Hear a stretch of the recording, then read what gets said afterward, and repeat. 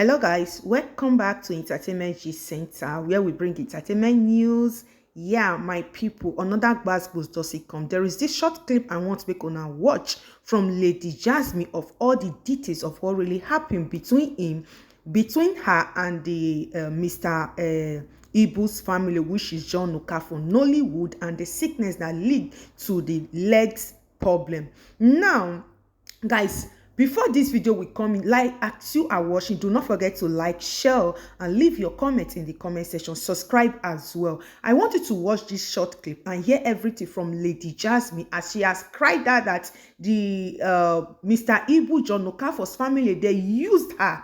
After using her, this is what has become of her, and she has been accused of things, terrible things, and she has come out to tell the truth of what really linked between her and the Mr. Ibu's family. So guys, take a watch on this video and leave your comment in the comment section. Watch it and leave your comments. I have been abused. I have been used. And I hope you guys are patient enough to at least listen to the entire story, because it means a lot to me for people to know what really transpired, what really happened. Then if after listening to me, you feel like, oh, I'm wrong, fine. I'll leave the judgment to you people. So how did I get involved in all this in the first place? Firstly, how did I get involved with this family? The John Okafor family, Mr. Ibu family. The first and most important question I get all the time from people, mostly on my comment section, is, oh, don't she have a family? Don't she have parents? Leave this family alone, and all of that. I would like to start addressing from those kind of comments. So many years ago, my dad passed on. May his soul rest in peace. He was in the Nigerian army. He was a very good friend to Mr. Ibu, who is now a father figure in my life. When my dad passed on, Mr. Ibu himself was at the burial. Ever since then, he has played the role of a father figure in my life. Not for once have I ever needed somebody as a father that he was not there for me. So, fast forward to 2018, I left the country. I left Nigeria. And then I went to look for greener pasture outside the country. Things were working out for me. I was doing good. I was doing fine.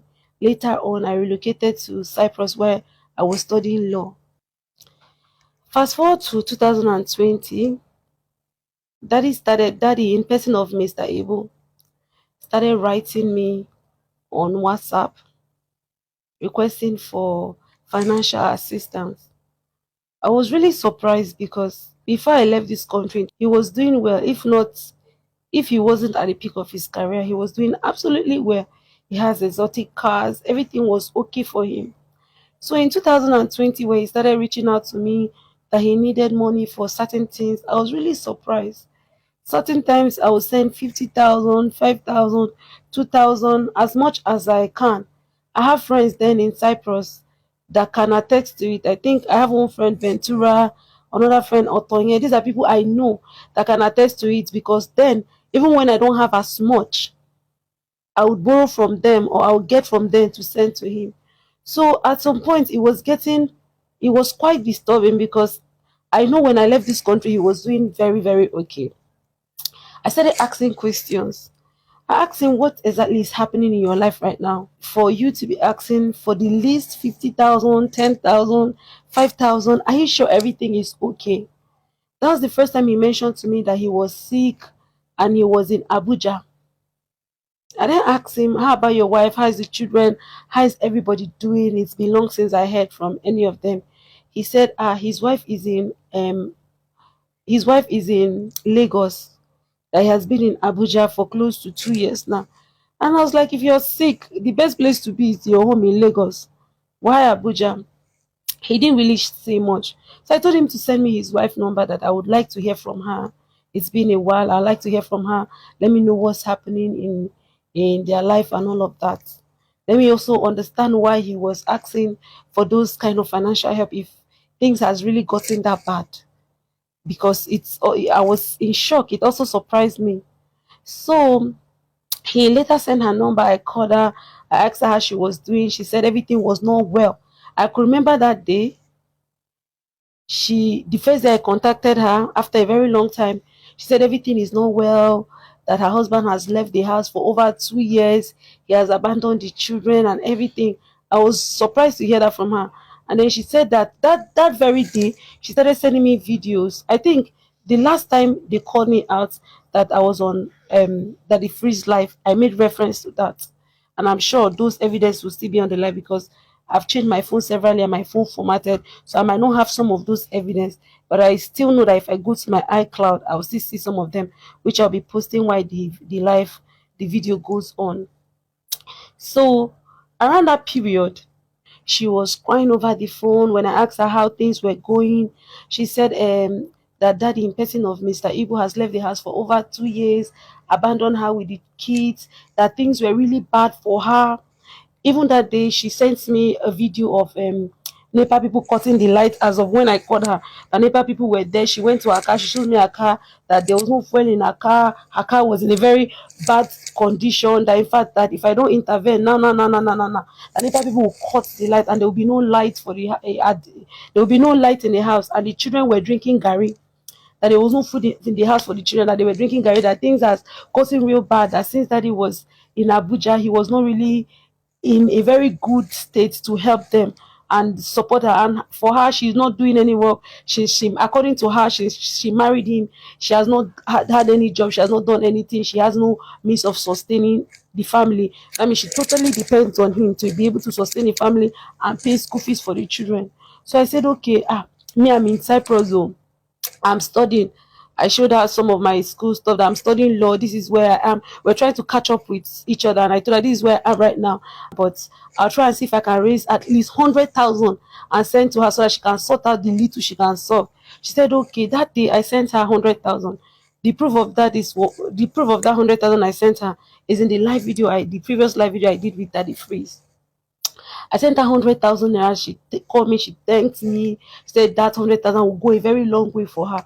I said okay. Subsequently, I will keep in touch. That was my first encounter with her after a very long period of time. But that was my first time talking to her after a very long period of time. After I left the country and everything. So from there, she started chatting me every day. We were talking. Subsequently, she would send me for every single time we were having conversation. It was about the issues in the house and all of those things. And at the point, she started complaining to me that she's not able to reach daddy on the phone in person of Mr. Ibu. That when she calls him in Abuja, he doesn't pick and all of that. So she will ask me to call daddy on her behalf and talk to daddy that daddy should send something for her and the kids. And I've been supporting her in the little way I can during that period. My friends in Cyprus, I can call their names here. I'm sure most of them are still alive, although I'm not in contact with some of them because I've left Cyprus for a while. They are aware. Some of them are aware because when I don't have, I'll ask my friend, oh please help me, I want to send. They know how close I was to the family and how I was always concerned about the family. So at one point I said I was coming back to Nigeria because at that point I was dating someone and we're talking about getting married. So I had a reason to come to Nigeria, and I told her, I said, look, I'm coming to Nigeria. When I come to Nigeria, we'll sit down and talk. Then we'll know how to solve some of all these issues that is going on, you know. So I was also talking to daddy's son, Valentine, that was in South Africa. I was talking to so many people in the family that period. So when I came back to Nigeria, I was supposed to come to Lagos. In fact, she was supposed to meet me at the airport, but she couldn't meet up. And then I told her I was going straight to Abuja. I traveled with one other lady, one of their family friend. So we went to Abuja. On getting to Abuja, daddy was really sick. He was really, really sick. That's the first video that went viral on social media that I was giving him medicine. I said, daddy, take this medicine, take the medicine. I am sure I'll put it on the screen during the course of the video.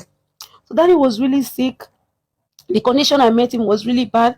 I have a lot of videos we made that day, asking what was happening. He said he's really down for the past 2 years. He don't know what is happening. I said, why haven't you gone home if things are really that bad?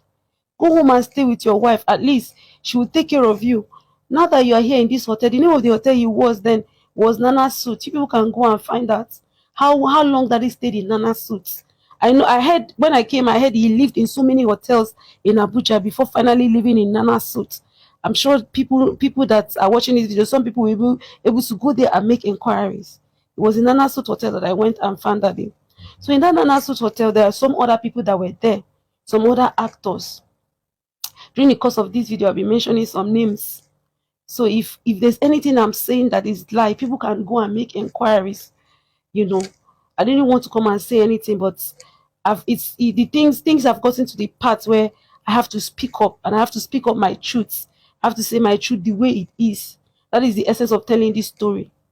The way it is. If after knowing my truths, you people still deem it fit to condemn me, it's fine. But at least let it be that I speak. Let it be that I said something. Let it be that I stood up for myself. So when I arrived at that Nana hotel with the lady that is a family friend to them, daddy was really sick. Then I did a video of him being sick and I put it on social media. That video caught the attentions of so many good Nigerians. And then people started reaching out. And what's happening to Mr. Ibu? It's been so long we heard about Mr. Ibu. What's happening to our old Nollywood actors? We haven't been seeing Mr. Ibu. Nobody has been hearing about him for a while now. And there were some good people that were around him around that period. They knew he was sick, but they did not know he was that bad. Benedict Johnson, a Nollywood actor, was there. Labista was there. There's one other man. I don't really know him mutually, but I met him there. It was one of the people that was helping him then, and Bala, Mr. Bala. They had a program running, one political party program that was running on that period. I can't really say much about it because I came and met them in the middle of it. In fact, I later found out that they were the one even sustaining his hotel bill, his food and everything. So when they saw that video, they rushed, they came, Benedict Johnson came over, Labista came over, and some people in Nollywood, they came over. And immediately, it wasn't up to an hour, let me say an hour 30 minutes, they rushed him to the hospital. Zenith Zenith Kidney and Medical Center. When they took him to the hospital, I believe Benedict Johnson, by the grace of God, he's alive and healthy. He knows most of he should be able to relate to most of the things I'm going to say during this period in Abuja. They took him to the hospital. The doctors saw that they saw his former medical reports from the previous hospital he was. And what the doctor said that day, I won't forget, he said, if this medical report that they came with is the state of him, of daddy right now, that means things are really bad. And then I could remember then, if the people that were there can attest to the fact that daddy was saying, death is near, death is near, death is near. I was rebuking him. I said, death is not near, you're not dying anytime soon. So the hospital, they said they had to make a deposit of a particular amount of money. Benedict Johnson and Labista were running around with some other people, the Bala man, they were running around, they were able to raise a certain amount of money, and then they made deposit at that hospital, Zenith Hospital. So they started checking that day. I cannot actually give details of his medical condition because I feel like that those are things that are actually personal to him. But I can actually say to some extent the medical condition was really bad. It wasn't a very good report. So they started checking him all over. They had to admit him. They admitted him in that hospital for at least 3 months. And the people that took care of the bill that time, as far as I know, was that group of people that were sustaining him at that hotel. So when I came, the first thing I asked, I called the wife. I said, look, I'm here at the hospital in Abuja. The condition is really bad. If it's possible for you to come.